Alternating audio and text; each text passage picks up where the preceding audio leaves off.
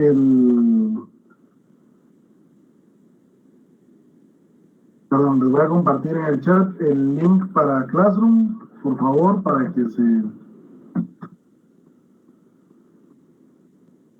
quienes puedan de una vez conectarse, o sea, agregarse a la clase, sería ideal para probar, por lo menos, ver quiénes lo pueden hacer de una vez para que así ya quede habilitado el Classroom y por favor compartir con los compañeros que hagan falta, compartir el link y así poder, poder empezar a compartir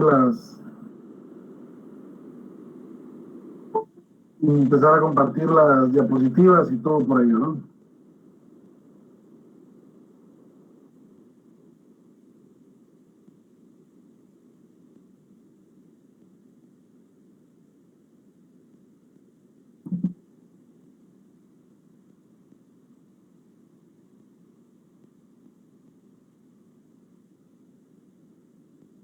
Gracias. Ya. Ala, ¿por qué te das? Mira la ahorita. Mira. Mira la coqueta, no, pero mira. Levantan son millonarios y nos da curiosidad saber qué tipos de lujos poseen.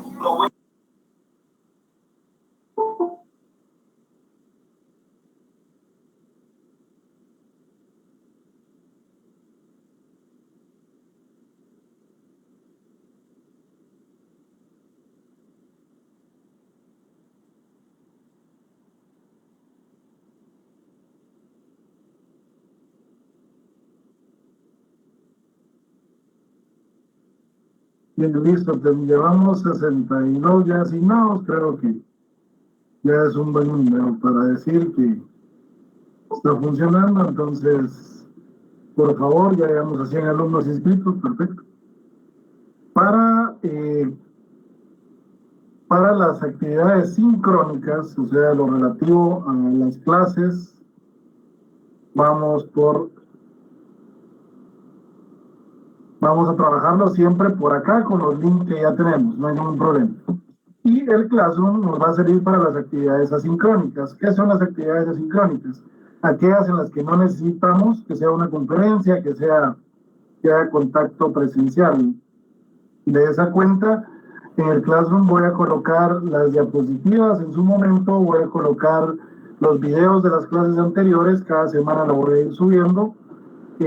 A partir de mañana, como le comentaba la clase anterior, ya tengo varios semestres en el Google Drive. Entonces voy a limpiar semestres anteriores para tener espacio en el Drive, en la memoria, para poder compartir las clases. Espero ya mañana compartirlas. Y ahí vamos a hacer los exámenes también por medio de Classroom. Claro. Para que tengamos ahí toda la información. ¿Ok? Para los que entraron de último, voy a compartir nuevamente el link y ya de aquí en adelante, por favor, les encargo que ustedes compartan con los compañeros que hagan falta el link para que todos puedan estar asignados.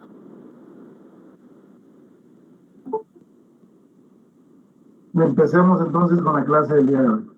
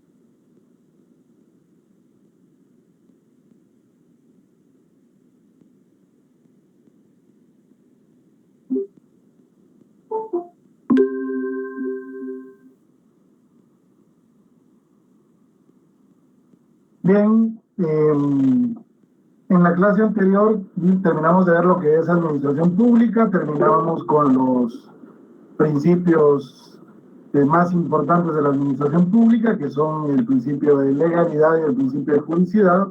Hablamos de lo que puede suceder si no respetamos estos principios. Hablamos en ese momento de lo relativo al abuso de autoridad y a la desviación, no, perdón, al abuso de poder y a la desviación de poder.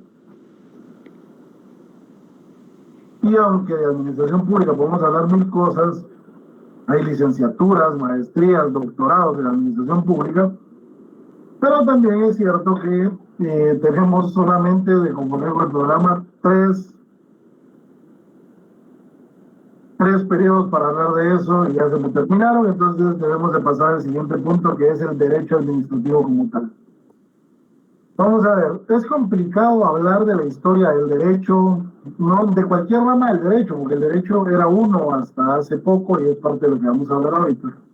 Pero para hablar de derecho administrativo, tenemos que comprender que es un magma, es una unión compuesto de diferentes elementos y que estos elementos han venido surgiendo de diversas circunstancias. Primero voy a leerlos y después voy a hacer una explicación de todo y de por qué se unen todos o cómo se entrelazan estos elementos. Primero, los condicionantes históricos, y dentro de estos la influencia de la cultura, la organización y el derecho religioso como fuente de nuestro sistema. En el caso guatemalteco, la Iglesia Católica, su derecho y su cultura como eje vertebral de las administraciones hispanoamericanas. La creación de los estados totalitarios, que es otro factor, la concentración de poder, el centralismo y la construcción de una administración del rey, la Revolución Francesa y la conceptualización singular de la división de poderes, la paulatina transformación de un Estado liberal a un Estado social de derecho y la introducción de los derechos sociales y políticos, lo que provoca una mayor intervención del Estado, la progresiva influencia de los principios y el sistema norteamericano, eso es muy importante, ya lo voy a explicar, tanto en la configuración como en el juego pluralista de las administraciones, así como la hegemonía de principios económicos característicos del sistema pluralista, y la globalización tanto en los aspectos económicos como sociales y el régimen jurídico que se articula. Todo esto empieza desde que nosotros empezamos a existir como sociedad. Y me voy a tratar de explicar un libro entero de historia del derecho en media hora, menos de media hora, para que quede este tema y esta diapositiva agotado. El derecho, como ciencia, es un derecho nuevo. Todo esto creo que es repetitivo en varias ramas del derecho, porque siempre que vamos a hablar del inicio de una rama del derecho, tenemos que hablar de la historia del derecho. El derecho, bien saben ustedes, que es una ciencia nueva. Las leyes existían y las normas y las reglas de conducta existen desde que existe la humanidad. Pero el primer gran antecedente que tenemos de normas a las que ya le podemos llamar normas jurídicas son los famosos códigos de Hammurabi, allá en Babilonia, hace 3000 años. Reglas simples como la ley del talión, ¿verdad? Ojo por ojo, diente por diente. Reglas de propiedad que surgieron ahí, normas de convivencia que vienen o que nacen a partir de estos códigos, de estos códices. El código de Hammurabi, se lo voy a apuntar en el chat ahorita. En estos códigos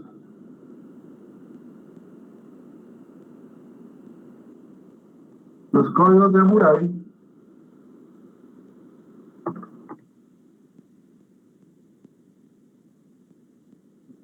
ya los estoy haciendo códigos simples. Códigos de Hammurabi son unos códigos muy antiguos que son los primeros que existen en la humanidad. Estos códigos el rey Hammurabi los manda a hacer y hay reglas muy simples como la ley del talión, reglas que vinieron a marcar el inicio de la sociedad. Pero no era un estudio del derecho como tal, eran reglas básicas de convivencia que surgían de la idea de un rey. Y así fue creciendo, llegamos a la época de los pensadores, bueno, pasamos por Egipto, luego a la época de los pensadores en la Grecia antigua, Sócrates, Platón, Aristóteles, que ya nos hablan de república, que ya nos hablan de Estado, que ya nos hablan de normas de convivencia, pero que no estudian el derecho como tal, es decir, ellos eran sofistas, ellos eran pensadores, ellos pensaban de todo, lo mismo estaban hablando hoy de derecho y de política que de física. Entonces, no estudian el derecho como tal. Luego viene el derecho romano, y ustedes saben que el derecho romano también estaba muy influenciado por el derecho griego, hasta que Justiniano se le ocurre mandar a los juristas, que era un grupo de pensadores romanos, a los que mandó a estudiar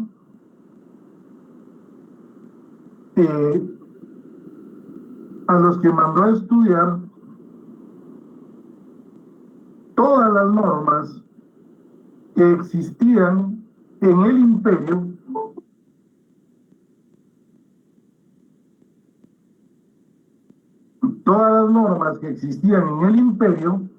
y que afectaban a los ciudadanos romanos o a aquellos que, aunque no eran considerados ciudadanos romanos, eran parte del imperio romano, eran parte de lo que se necesita, de la gente, de las personas que vivían dentro de lo que Roma tenía establecido entre sus límites. Y manda a estudiar todo esto y hacer un compendio de todas las leyes que existían. Ese es el primer vestigio, por eso esto se les llamó juristas, porque estudiaban por primera vez las leyes. Pero es una situación aislada y no era un estudio de la ciencia como tal, la ciencia del derecho. Pasamos a la época medieval, ahí es muy influenciado, y ahí tiene que ver ya con lo que estoy hablando, por las dos cuestiones. Primero, por el tema de la Iglesia Católica, el oscurantismo, la Santa Inquisición, tan marcado, por ejemplo, la invasión o el descubrimiento de América está tan dominado por esa época que incluso grandes logros de esa época, como nuestra Universidad de San Carlos, ustedes saben que tuvo que haber sido aprobada por bula papal, y es el Papa el que decidía si una universidad funcionaba o no funcionaba, no importaba en qué parte del mundo estuviera. La influencia de la Iglesia era muy fuerte. Y a la par de eso, el crecimiento de los gobiernos feudales, en donde había un señor feudal que era dueño de todo, y un rey que era el que mandaba, el que decidía, y eran las primeras formas de gobierno totalitario. Si yo hoy les digo a ustedes, gobiernos totalitarios, no piensan en los reyes, piensan en los gobiernos de dictaduras, que es la realidad latinoamericana, pero cuando hablamos de totalitarios, hablamos desde esos del rey hasta las formas actuales. Luego viene la Revolución Francesa. Con la Revolución Francesa surge, primero se rompe este sistema feudal. Al romperse este sistema feudal empiezan a surgir los estados como tales, ya estados más grandes. Con el surgimiento de estos estados y la división de poderes,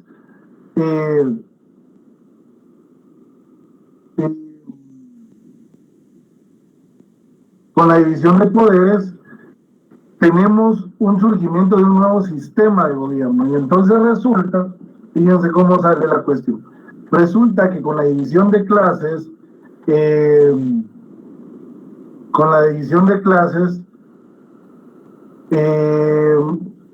nace una nueva forma de Estado en donde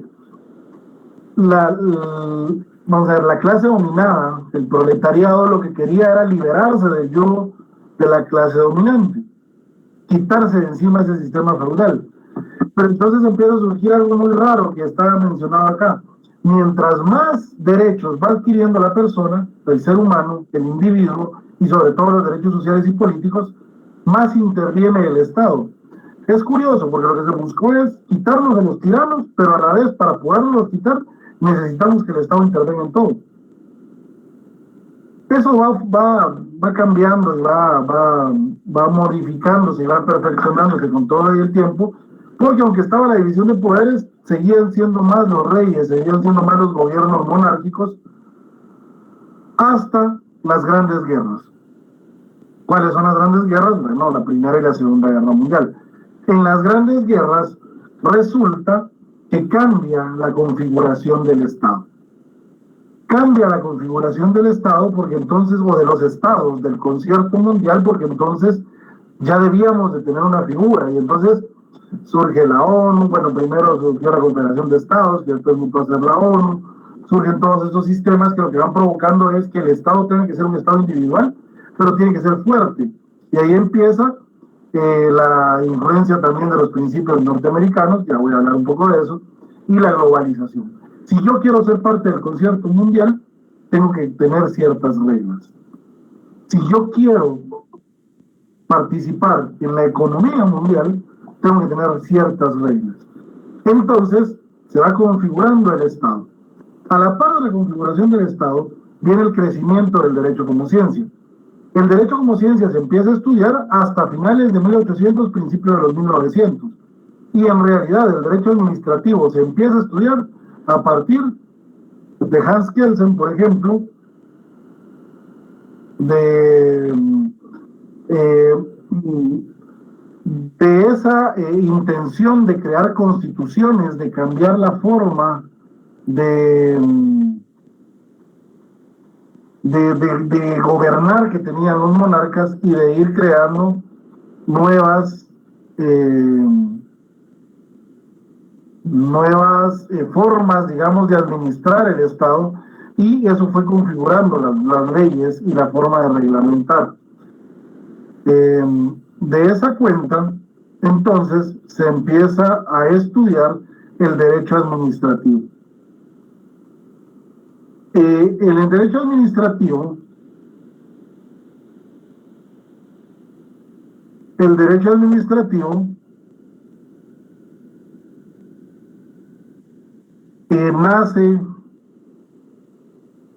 nace a partir de que debemos de estudiar las normas, tenemos que estudiar las normas del derecho administrativo y la administración pública en esta forma de cambiar que tiene a partir de todas las cosas. De esa cuenta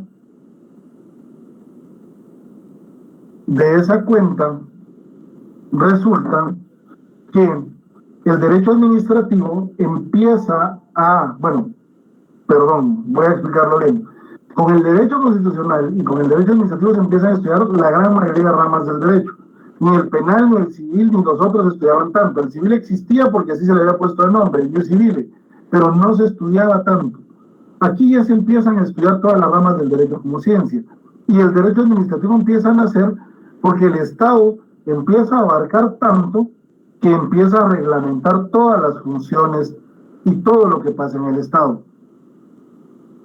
El derecho administrativo empieza a crecer en función que ya tenemos más libertades, más garantías y más derechos, y por lo tanto el Estado debe protegernos. Entonces nace el derecho administrativo como una forma de regular todo esto. Por eso les digo, mientras más derechos y garantías tenemos, más nos regula y nos controla el Estado. Yo le ponía a los compañeros de primera clase el ejemplo. Si ustedes se bañan en su casa, no pasa nada. Ustedes se pueden tardar lo que quieran, pueden gastarse el agua que quieran, están en su casa, son sus reglas. Pero ¿qué pasa si yo necesito bañarme en un lugar, por ejemplo, en los mercados hay lugares donde alquilan baños y puede ser que alquilen un lugar para bañarse? Ese ya es un lugar público. Lo que yo me tarde, lo que yo me gaste de agua, afecta a los demás. Entonces, el tener mi derecho a tener ese lugar público implica que el Estado me puede controlar de mejor manera o me debe controlar lo que hago. No sé si me explico. De esa cuenta, si mis actividades son en algo que afecte a los demás, el Estado debe intervenir. Mientras más libre soy para hacer cosas fuera, más interviene el Estado. Es contradictorio porque, como les digo, cuando la Revolución Francesa nace, es precisamente para quitarnos el yugo, pero a la vez debe del Estado regular todas esas cuestiones para que no exista anarquía y no haga cada quien lo que considera. ¿Dudas hasta acá?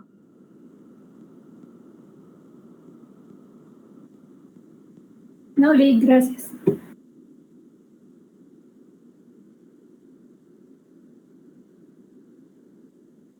Bueno,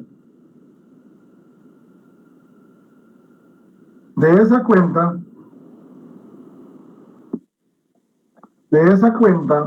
el Estado entonces va interviniendo en todas las cosas.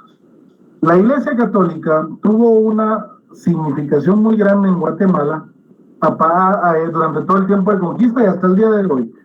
Toda la cultura y todo eso va a cambiar de muchas formas el Estado. También la intervención de alguna manera de los Estados Unidos o la influencia de los Estados Unidos en países como el nuestro, en países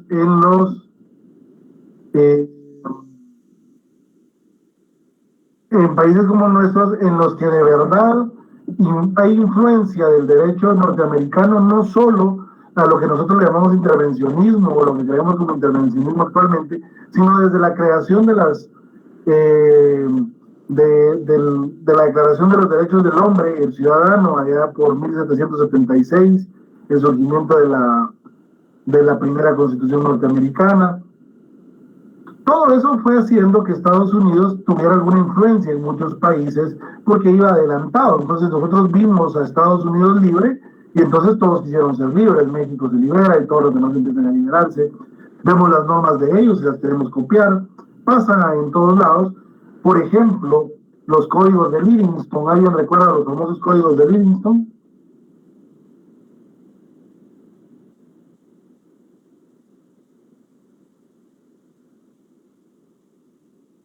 ¿No?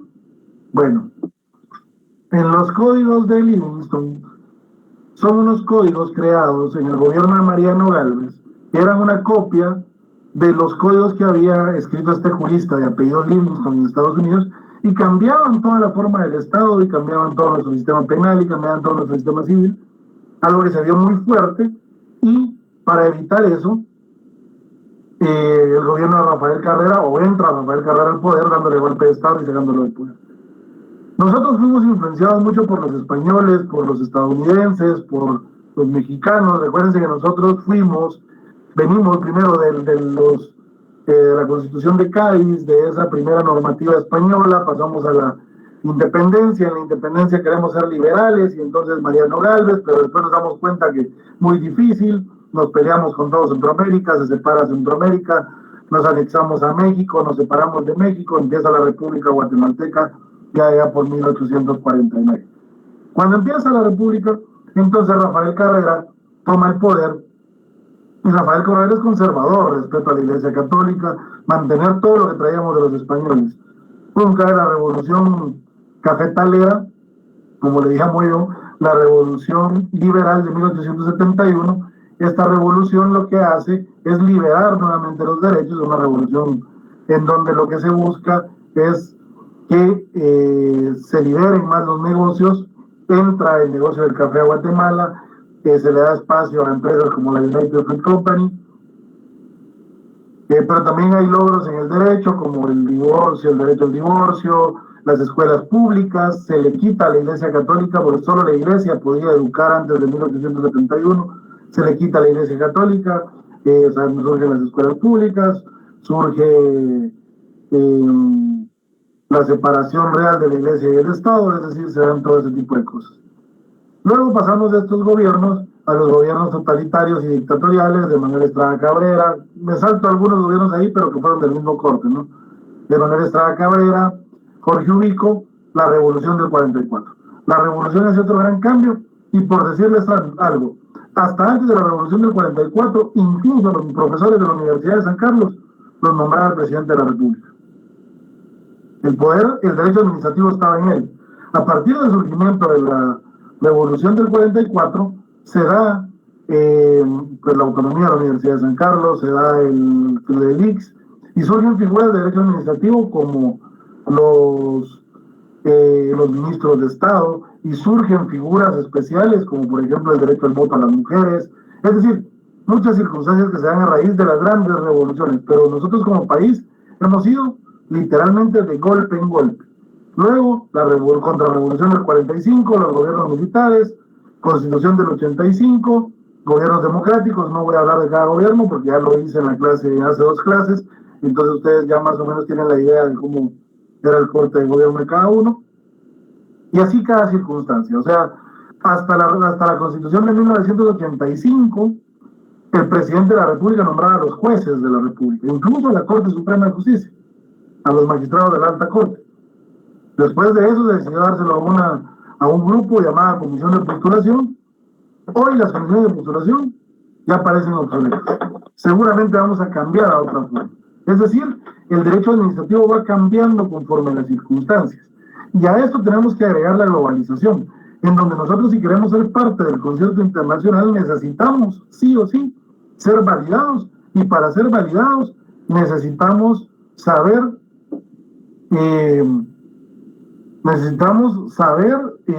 qué piensan los demás países y saber cómo los demás países se relacionan, y si no aceptamos las reglas de ellos y si ellos no las aceptan a nosotros, no podemos participar. Ejemplo, la terquedad que dicen algunos, la necesidad que vieron otros de crear la famosa ley de tiempo parcial, en donde se está buscando pagar por horas, pero porque eso es una necesidad ante el concierto internacional para poder atraer inversión extranjera. ¿Me explico? Cada cosa de estas. Por eso es que los expliqué todos en una sola gran historia. Todos se unen, todos forman parte para llegar a ser lo que es hoy el derecho administrativo. ¿Dudas hasta acá?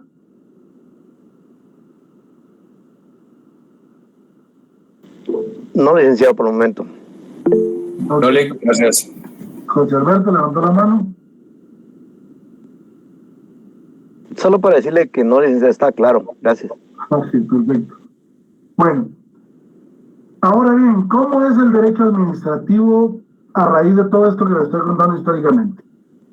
El tema es que, por ejemplo, el derecho administrativo, ustedes lo ven como una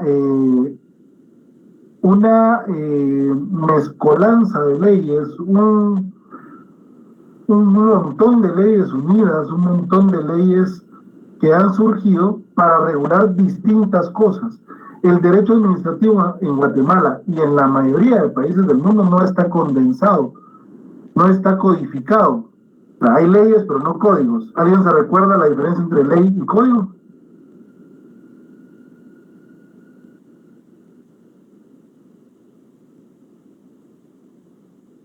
¿Nadie? No, Lick, la verdad que, bueno, perdón por la intromisión, pero realmente esa diferencia, si le soy sincero, no la entiendo. No sé si usted pudiera darme una pincelada ahí para recordarme, Lick. Ok, ahí me lo escribió David, ¿dio la palabra? Licenciado, un código es un compendio de leyes. Exactamente.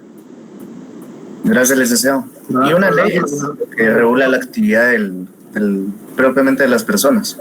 Exactamente. Gracias. También me lo había escrito comentarlos por ahí. Y ahorita se los voy a explicar. Un código efectivamente es un compendio de normas que tratan de unir una regulación, una materia específica. Por ejemplo, nosotros tenemos código penal. ¿Sí?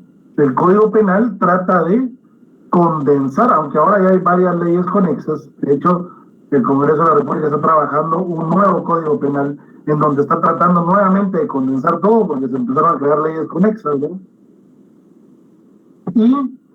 Pero el código condensa las normas generales y las grandes reglas del derecho de esa materia. Por ejemplo, ustedes tienen en materia penal las grandes reglas hasta para saber qué es dolo, qué es culpa, qué es delito, que todas las grandes reglas en la parte general del Código Penal.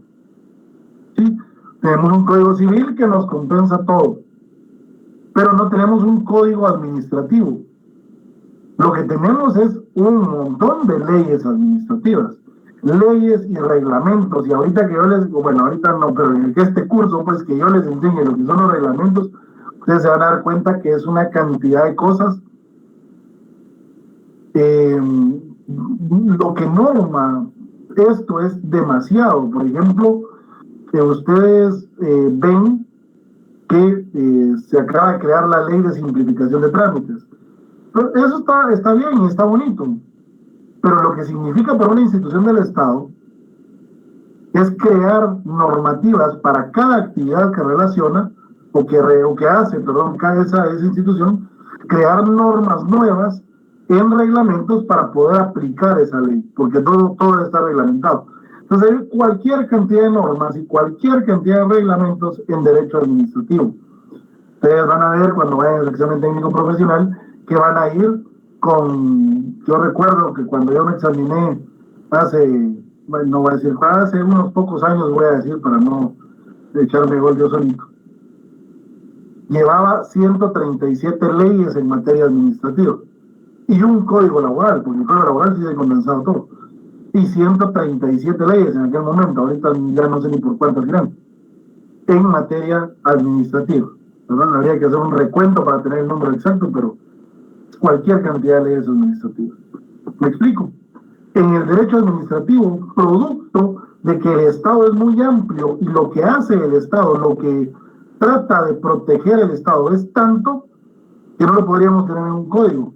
Porque la otra cuestión es que en función de estas cosas que les acabo de mencionar, el derecho administrativo es cambiante. Entonces las normas y los reglamentos, ya vamos a ver, por ejemplo, por qué existen los reglamentos, pero lo cambiante hace que pueda cambiar un reglamento en cuestión de horas. Para poder simplificar esto, imagínense ustedes que la forma de dar clases en la Universidad de San Carlos estuviera regulada en su ley orgánica. Tendríamos que ir al Congreso de la República para pedirle al Congreso que nos dejara dar clases de forma virtual. ¿Me explico? Mientras que como existen los reglamentos, simple y sencillamente la Junta Directiva se tuvo que reunir, la Junta Directiva de la Facultad se tuvo que reunir y tomar la decisión de autorizar que las clases fueran virtuales, que los exámenes fueran virtuales, que yo pudiera enviar las actas de forma virtual para que ustedes puedan tener sus notas en tiempo. ¿Me explico? Si no tuviéramos esa libertad del derecho administrativo, de que es cambiante y de que puede ir solucionándose en el camino, no avanzaríamos nunca porque dependeríamos siempre del Congreso de la República y ahí se estancaría absolutamente todo. ¿Dudas o comentarios hasta acá?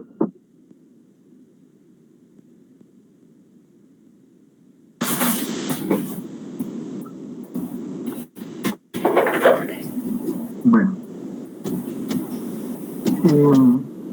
De esta cuenta entonces tenemos que, como les decía, comprender al derecho administrativo como un derecho joven, un derecho cambiante y un derecho dependiente de la actividad 100% estatal.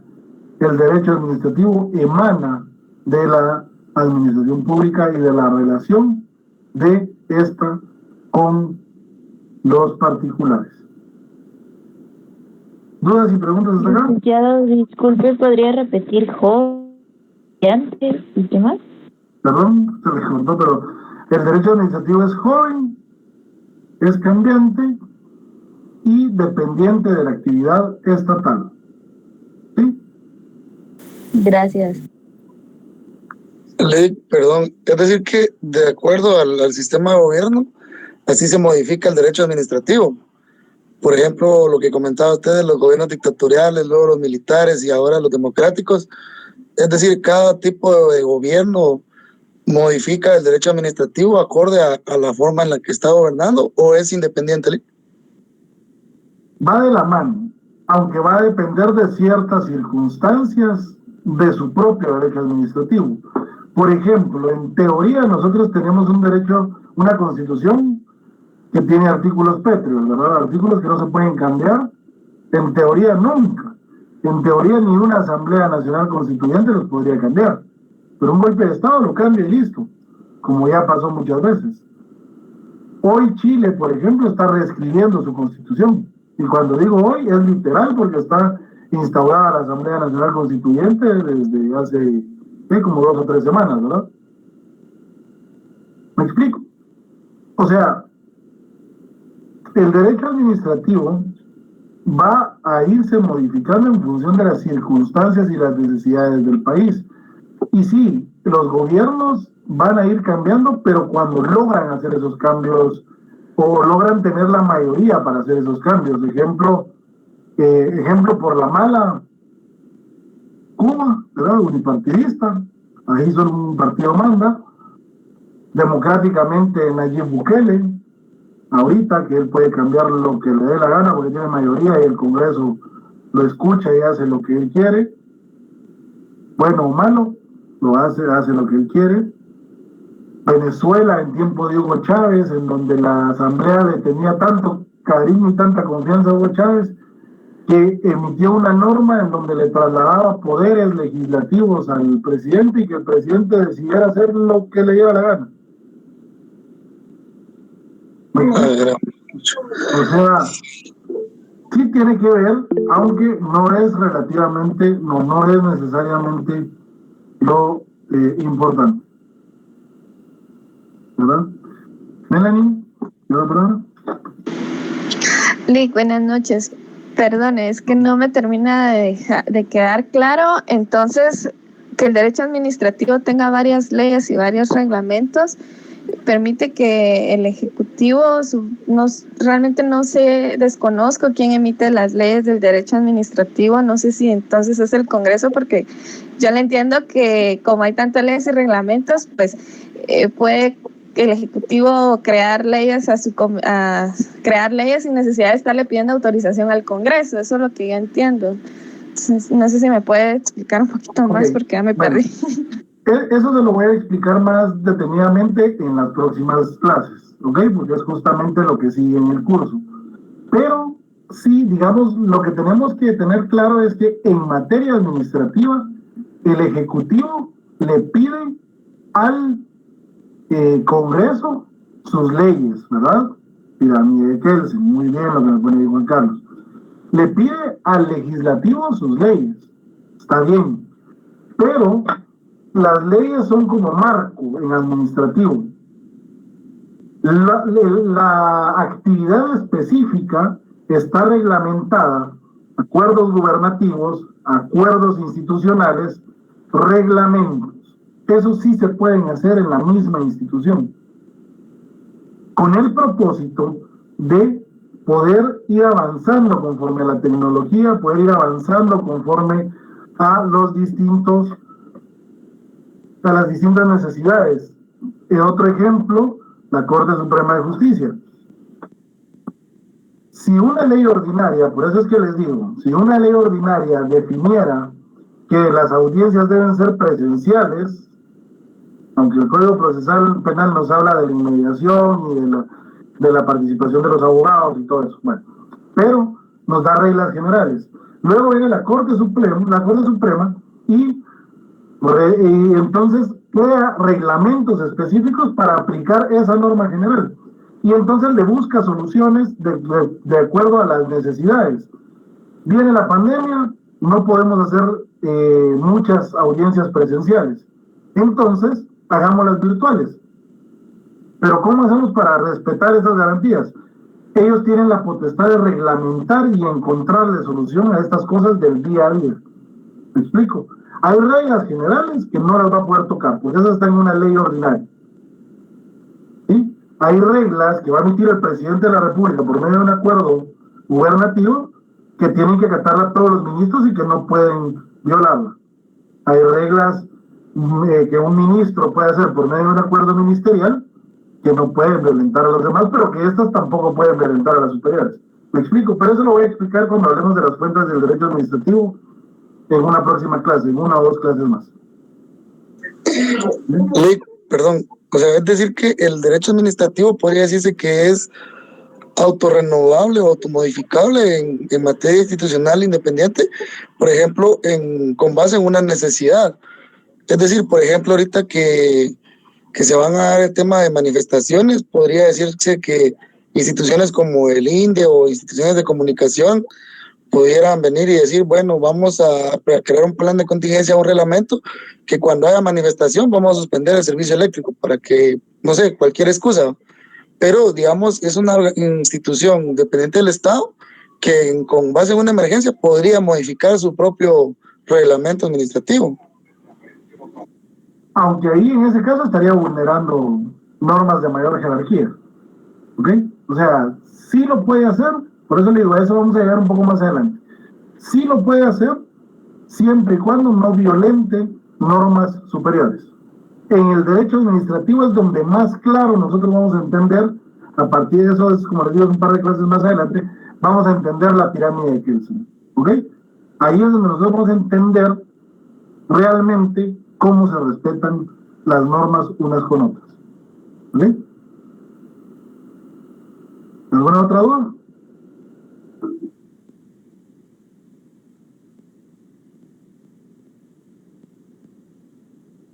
Bien, si no tenemos dudas, la señal está un poquito inestable por el clima y aparte no me daría tiempo de seguir del siguiente tema y no me gustaría dejárselos a medias, por lo que dejaríamos la clase hasta acá y continuamos el próximo lunes. ¿Sí? Por favor, quienes faltan, asignarse al Classroom. ¿Sí, Jorge Luis?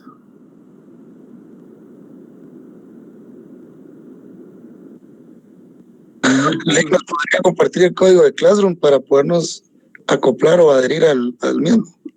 Lo vuelvo a pegar, pero a ver si eso lo quiero estar seguro. Ya lo pusieron ahí los compañeros. Ya se lo pusieron en el chat. ¿Sí? Feliz noche, licenciado. Muchas gracias. Feliz noche, licenciado. Gracias.